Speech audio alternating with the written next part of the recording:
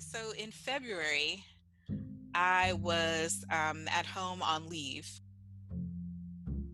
and beyond February, it's like I came back to work for a week, and then it was like, there's this thing called Corona, and you should go home.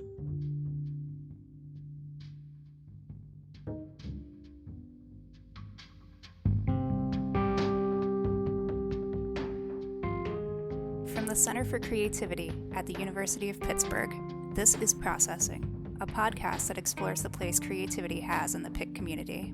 I'm your host, Shannon Fink.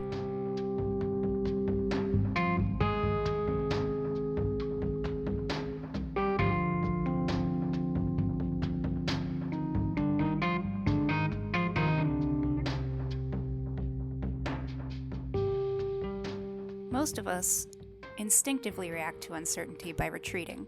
We're not built to handle it, preferring instead to escape into the familiar, a favorite book, hours of reruns, or the endless scroll of social media.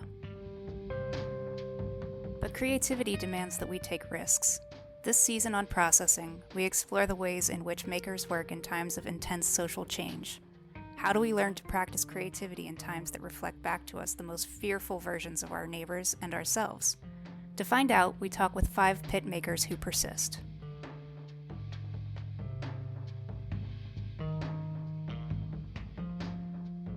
Last winter, a new coronavirus began to carve its way into the periphery of the news.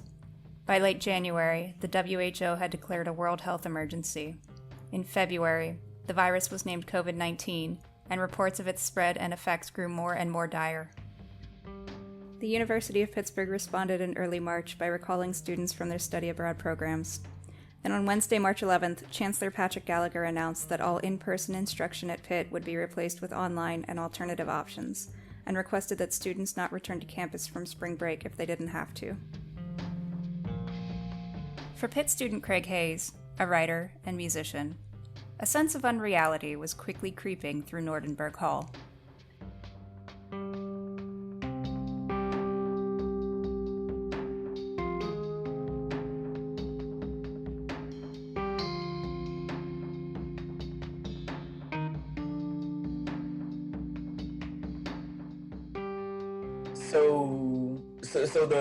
So the first, when everything started shutting down and going off, I was still an RA, so I was still sitting in Nordenberg Hall, sitting in my room. Like, all my residents were leaving and packing up, and at some point, like, everybody had gone home, and I was just in there by myself. Because it was during spring break that they told everybody not to come back, basically. So I was there till I think the end of March. So like I was still there for a second. I think yeah, because I had to move around, and I had to move to the hotel down the street, and then I had to fly home. So during those times, I wasn't really writing at all. I was just kind of chilling in my room, watching shows and sleeping.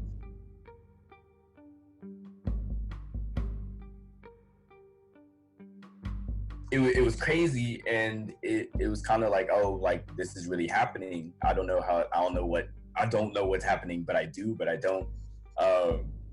But so it didn't really hit me.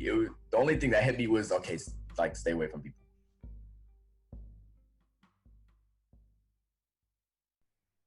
But when I came home,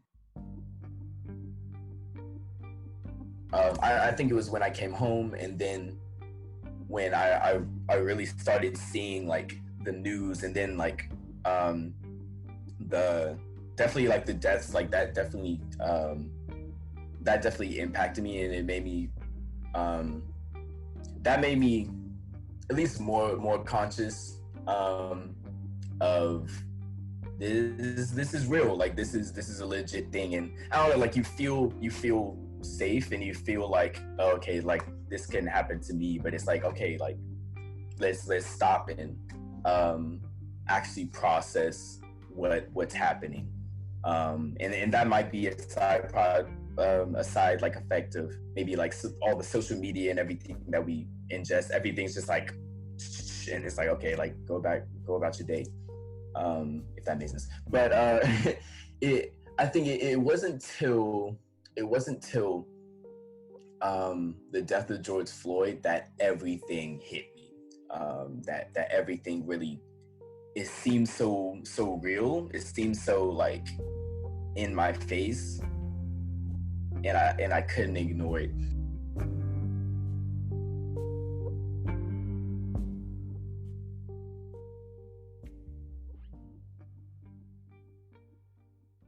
The reality of this new world hit Hannah Eko at a time when things were already in flux for her.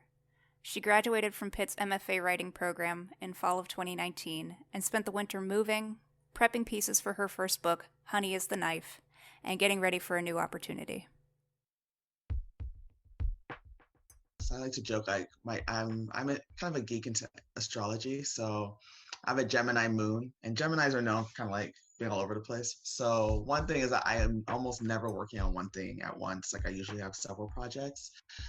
So I have, and it's usually like I have one main thing and a couple of like satellite things that are happening. So I was really working on my book, Honey is a Knife, but I was also fine tuning a couple like short stories and working on a television screenplay with a friend. And then I would say like before the pandemic, it was just really, I was coming back to California where I'm originally from Pittsburgh. So I was kind of just going back to my roots in that way, but just really trying to get like a momentum with my book mainly. So I was drafting the first chapters for Honey is a Knife and just kind of plugging away on that because I knew that I need to like really, really dive into that. And then I had a writing residency in Spain.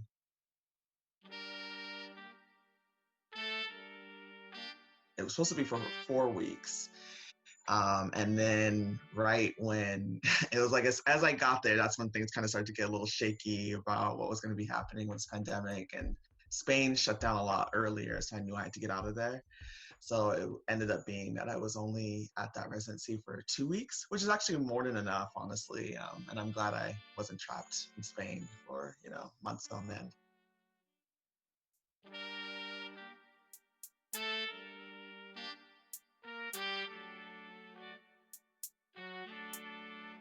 I would say like in the beginning, like when it was just like here, like hints of the news, I was not like your, out there conspiracy theorist where I didn't believe that coronavirus didn't exist. I wasn't like that bad. But I remember thinking like, is this something that people are just like, the news? I mean, I was alive during Y2K. So I was like, is this like the new Y2K that's happening? But of course it's a disease, so it's much more different. So initially I was like, I think it's going to be okay. It's just the flu. Like, why are people spinning out about this? And then of course, as the news got more and more grim and we started to see like the numbers and the, how devastating it was with like elderly the population and people who are have compromised immune systems. That definitely woke me up. And I had a lot of friends who were like, you need to leave Spain, Hannah. And then I started to also see in Spain that things were starting to like shut down. And that I think was like the wake up call. And I remember too, when I got into Spain, I think I arrived on March 1st and I left like March 15th. And I remember seeing people en masse, but it was a couple people here and there. And then when I was at the airport, I definitely started to see like way more people like just 2 weeks later wearing masks, and there was just so much more precautions. And Madrid was shut down. Like when I first came in, I could have gone out, and then I think by the time I was leaving, it was like there'd be nothing to do in Madrid even if I wanted to.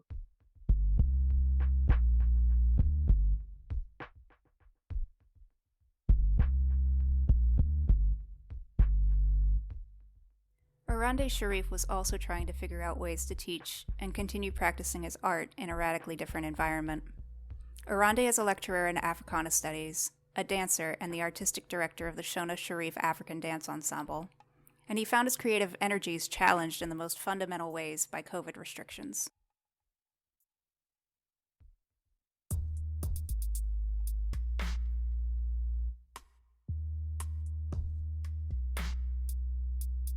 it changed in a way that I think really it almost stopped it. Now that I think about it, it almost stopped it. So even with my students in my class, so at the end of every semester, we always do a performance. My West African dance class, they'll perform the dance that they've been working on all semester. My comparative dance expression class, they would do a dance that I taught, but also they were working on choreography. The concept this year for our class was change. How can we bring people together and social change? When we had to go online, evaluating and really trying to get them to a certain point in terms of just the African dance, that got squelched down so much because you're not in person. If you're a seasoned African dancer, you taking a online Zoom class, online recording or video class is easy for you because you're familiar with the movements, you're familiar with the technique, you're familiar with how to move your body, and you may even be familiar with the choreography. If you are a novice and you're taking these classes, correction is almost null and void because you're not there. You can't fix somebody's arms. You can't fix somebody's head or show them where they need to bend and how they need to extend. That personal experience, that interaction and correction is either very limited or it's almost non-existent.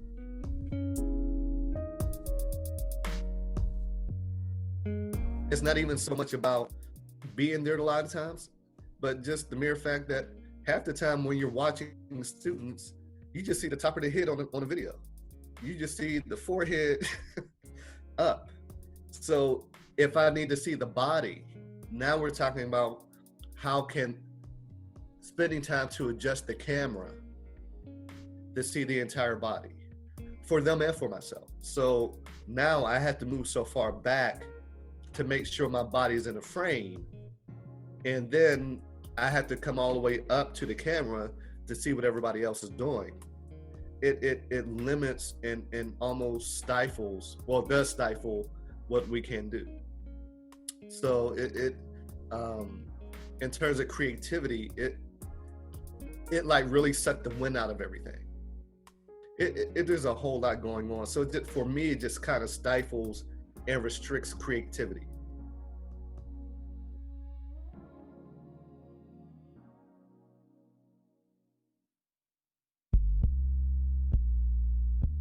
For Ivette Spradlin, a visual artist who teaches at both Pitt and CMU, the sudden shock of campus shutdown quickly transformed into a kind of academic triage.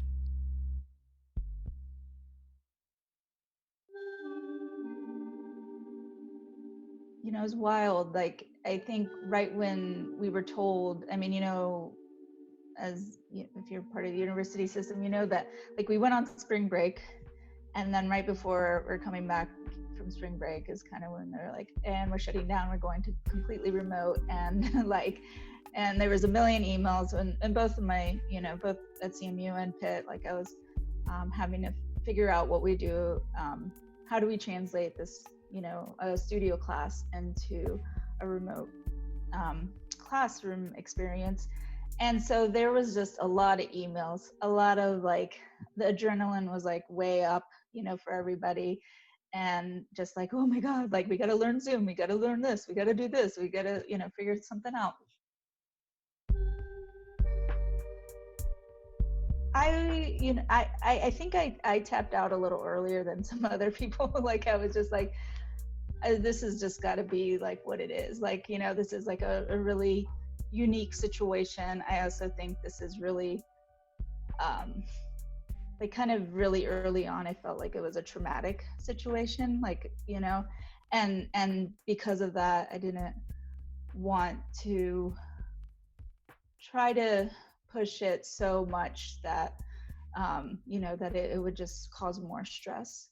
for my students or for myself.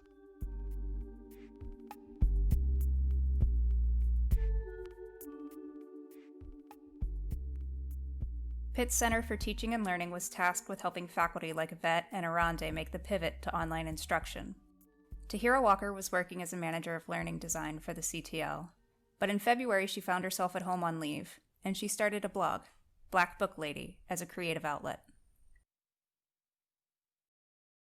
So anyway, I was at home recovering, and I was like, I know, I am going to finish these poems that I've been working on for 25 years. Yeah. And I'm going to make a space to put them up. And I quickly figured out that as much as I like to write, I am much more apt to read and tell you what I think about what someone else wrote. So it was sort of, my space to start thinking about stuff that I was reading or listening to. And beyond February, it's like I came back to work for a week, and then it was like, there's this thing called Corona,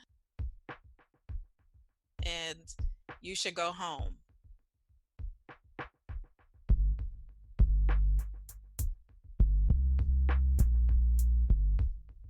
The start of the pandemic found Tahirah in what she describes as a consumption state. Like I was reading lots and listening to podcasts, and then when it was time to be at home, I think I just got a little bolder about creating my own stuff. And some people, I think, have been the opposite. They're just like, yes, I will watch all of Pose in one night. It's funny because I have a friend who I've known her since like summer camp as a little kid. Like we were the only two little Black girls at this camp, right? So our mothers, as they dropped us off, they were just like, you get together and hold it down. I don't know how, but somehow we held this thing together now for 30 years. So anyway, we were just talking at the beginning of the stay-at-home order, and she said to me, well, have you done any painting or drawing? And I was like, what are you talking about? I don't paint, and she's like, yes, you do. And it's funny to have people who've known you so long be able to kind of like remind you of places in you that you may have suppressed or hidden, and it maybe not even on purpose, but I've sort of been like, no, I'm a pedagogy geek. And she's like, you also made me a beautiful flamingo one time.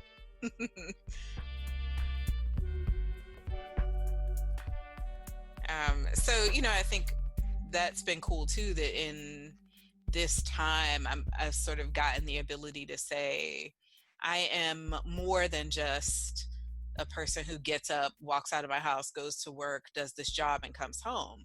There's more to me than that, and that's been cool. A lot of us found ourselves in the same position as Tahirah during the early days of the stay-at-home order. Creative pursuits so often get pushed aside in our daily lives, but she was able to reallocate some of that newfound time to those activities and engage with different sides of herself through her art. We all know that creativity has this ability to help us process the world around us, but what if the pressures of that world instead shut us down? Next time on Processing, we explore a darker side of the lockdown and find out what role pain, anger, and grief had for the Pitt community during the tumultuous summer of 2020.